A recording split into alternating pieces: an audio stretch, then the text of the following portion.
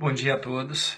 Como eu prometi para vocês, eu estou fazendo um vídeo que eu prometi que eu postaria ainda hoje, respondendo a um questionamento que foi feito para mim, que eu achei um tema muito interessante. Eu não lembro quem foi o rapaz que escreveu, mas eu lembro que foi um tema assim que me agradou muito. Ele me perguntou exatamente assim: Marcos, você não acha que a sociedade tem que nos respeitar? Eu vou te dar a minha opinião. Eu acho que não. E eu vou te explicar o porquê. Quando você fala Marcos, a nossa língua portuguesa é uma língua que ela é muito rica, mas ela gera muito duplo sentido, se você não souber colocar bem as palavras. Quando você pergunta para mim, Marcos, você não acha que a sociedade tem que nos respeitar? Marcos, você não acha que a sociedade tem que nos respeitar? A gente fala tanto de ditadura, quando você coloca tem que me respeitar, você não dá margem ao contraditório. Você não está me dando opção de concordar ou não, você está me forçando a concordar com isso. Esse tem que aceitar, entendeu? Então esse que é o problema da pergunta. Então, quando você me pergunta, Marcos, você acha que a sociedade tem que nos aceitar? Não. Mas se você tivesse me feito a pergunta, Marcos, você não acha que a sociedade deve nos respeitar? Sim, a sociedade deve nos respeitar. Entendeu? Como às vezes uma frase, uma palavrinha mal colocada numa frase muda completamente o sentido, sem perder a essência do que você queria me dizer. Então, quando você tira essa margem do contraditório, você não dá a opção das pessoas questionarem aquilo que você diz, você não se permite conhecer as pessoas. E é interessante a gente entender, para poder acabar com o preconceito, para acabar com essa briga, essa discórdia, é necessário que a gente entenda como é que a pessoa formula o pensamento dela, como é que a pessoa entende as coisas. Então, por isso que a gente deve ter cuidado na hora de formular uma frase. Então, você me perguntou, eu acho sim que a sociedade deve nos respeitar, mas a sociedade ela deve nos respeitar, mas o respeito a gente não impõe, a gente conquista.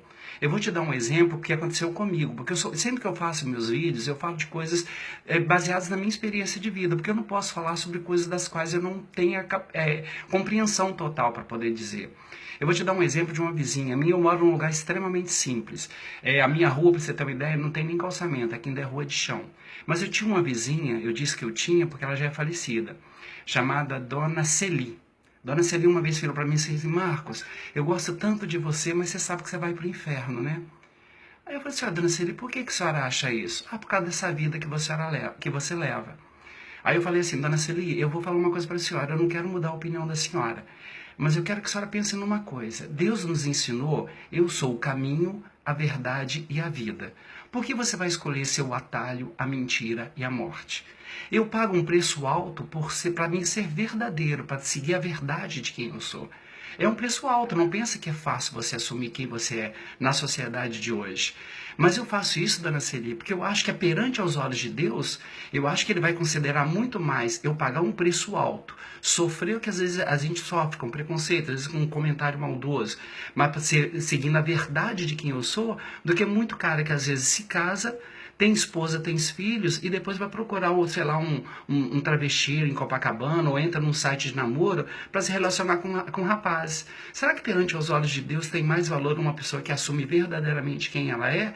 Ou uma pessoa que perante a sociedade finge ser uma coisa, mas por trás ela não consegue? E às vezes, não só não consegue, como chega um ponto da vida, você sabe que a mentira ela não tem capacidade de se sustentar.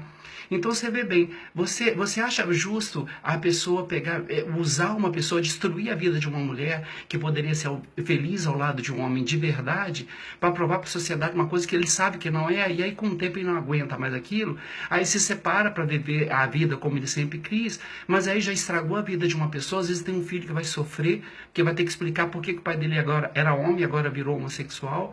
Então, gente, a gente não sabe quanta dor esconde por trás de um sorriso.